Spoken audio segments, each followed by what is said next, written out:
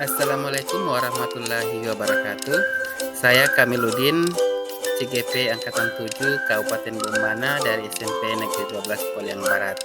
Salam bahagia dan salam guru penggerak. Kali ini saya akan melakukan koneksi antar materi modul 3.3, yaitu pengelolaan program yang berdampak positif pada murid. Ya, perkenalkan, fasilitator dan pengajar praktik saya selama saya mengikuti pendidikan guru penggerak angkatan 7 ini, yaitu Bapak Uding SPD MPD sebagai fasilitator dan Bapak Alisani SPD sebagai pengajar praktik. Sebelumnya saya mengutip pernyataan oleh Steve Jobs bahwa kreativitas hanyalah menghubungkan berbagai hal. Ketika Anda bertanya kepada orang-orang kreatif bagaimana mereka melakukan sesuatu, mereka merasa sedikit bersalah karena mereka tidak benar-benar melakukannya. Mereka hanya melihat sesuatu. Sesuatu itu tampaknya jelas bagi mereka setelah beberapa saat. Itu karena mereka dapat mengkoneksikan pengalaman yang mereka miliki dan mensintesis hal-hal yang baru. Tujuan pembelajaran khusus kali ini yaitu adalah CGP dapat melakukan koneksi antar materi yang telah dipelajari dari modul-modul sebelumnya untuk membuat sintesa pemahaman tentang program sekolah yang berdampak kepada murid. Ya, perasaan reflektif saya setelah mempelajari modul ini, yaitu perasaan saya sangat senang, pikir saya semakin terbuka bahwa dalam pengelolaan pendidikan harus selalu menitik beratkan kepada murid. Program-program yang akan dibuat dan dilaksanakan di sekolah benar-benar harus berdampak kepada murid dengan memperhatikan tiga hal, yaitu voice atau suara murid, kemudian choice atau pilihan, kemudian yang ketiga adalah ownership atau kepemilikan dari siswa atau murid. Ya, berikut inti sari dari materi ini adalah kepemimpinan murid atau dikenal dengan student agency merupakan kemampuan murid untuk mengarahkan pembelajaran mereka sendiri, membuat pilihan-pilihan, menyuarakan opini, mengajukan pertanyaan, dan mengungkapkan rasa ingin tahu. Kemudian berpartisipasi dan berkontribusi pada komunitas belajar, mengkomunikasikan pemahaman mereka kepada orang lain, dan melakukan tindakan nyata sebagai hasil dari proses belajar. Ya, kepemimpinan murid adalah bagaimana murid mengambil peran aktif dalam pendidikan. Kepemimpinan murid itu mengacu pada tiga hal penting, yaitu 1. Voice, 2. Choice, dan 3. Ownership. Yang pertama, choice atau voice atau suara merupakan gagasan atau pandangan, keinginan, kebutuhan yang diekspresikan melalui partisipasi aktif mereka di kelas, sekolah, dan sistem pendidikan mereka yang berkontribusi pada proses pengambilan keputusan dan secara kolektif mengkomunikasikan. Kemudian yang kedua, choice atau pilihan merupakan kesempatan yang diberikan kepada murid untuk memilih cara dan proses mereka belajar, serta bagaimana mereka akan menunjukkan pemahaman mereka. Kemudian yang ketiga, kepemilikan atau ownership merupakan pada saat murid bergabung secara fisik, kognitif, atau sosial, emosional dengan apa yang sedang dipelajari, terlibat aktif dan menunjukkan minat dan proses belajarnya sehingga mereka merasa memiliki proses belajar. Selanjutnya saya akan melakukan keterkaitan dengan modul sebelumnya. Yang pertama untuk modul 1.1 tentang filosofi pendidikan menurut Ki Hajar Dewantara.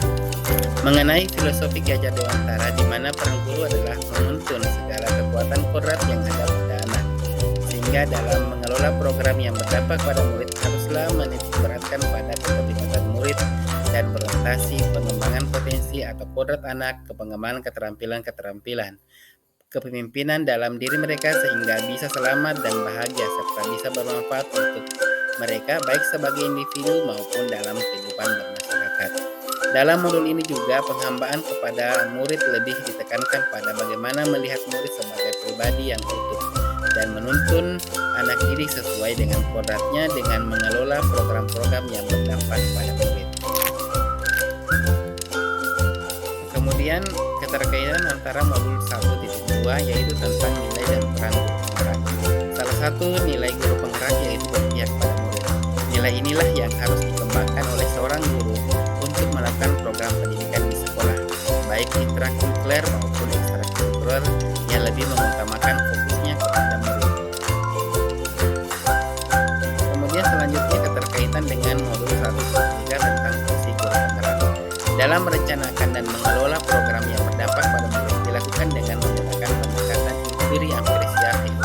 Model Bagja dengan terlebih dahulu memetakan aset atau sumber daya sekolah dan mengembangkan aset atau potensi yang bisa dikembangkan untuk merencanakan program yang berdampak pada murid. Kemudian keterkaitan dengan modul 1.4 tentang budaya positif.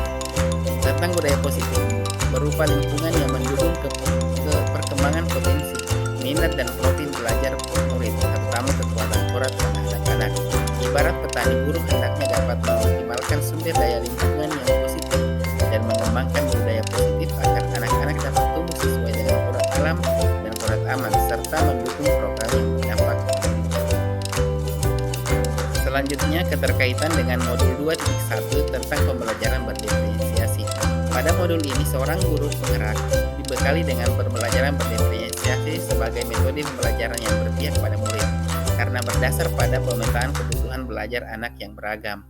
Pemetaan kebutuhan belajar anak menjadi dasar guru dalam mengelola program yang berdampak pada murid, karena kekuatan anak yang beragam menjadi aset atau modal melakukan diferensiasi program yang berdampak pada murid dan sesuai dengan programnya. Berikut keterkaitan antara modul 2.2 yaitu tentang pembelajaran sosial emosional. Pada modul ini seorang guru dilatih dan diasah untuk mampu mengembangkan kompetensi sosial pada diri murid. Teknik mindfulness menjadi strategi pengembangan 5 kompetensi sosial emosional yang didasarkan pada program yang berpihak pada murid dan mewujudkan merdeka belajar dan budaya positif di sekolah. Keterkaitan dengan modul 2.3 yaitu tentang coaching. Tentang coaching yang merupakan sebuah teknik atau strategi seorang pemimpin pembelajaran untuk menuntun anak, untuk menggali potensi anak dan memaksimalkan. Coaching memberikan kesempatan anak-anak berkembang dan menggali proses berpikir pada diri dalam pengelolaan program yang berdampak pada murid. Maka coaching dapat digunakan sebagai strategi untuk mengembangkan sumber daya murid, mengembangkan kepemimpinan murid, menggali potensi murid dan mencapai tujuan pendidikan yaitu keselamatan dan kebahagiaan anak yang sesuai.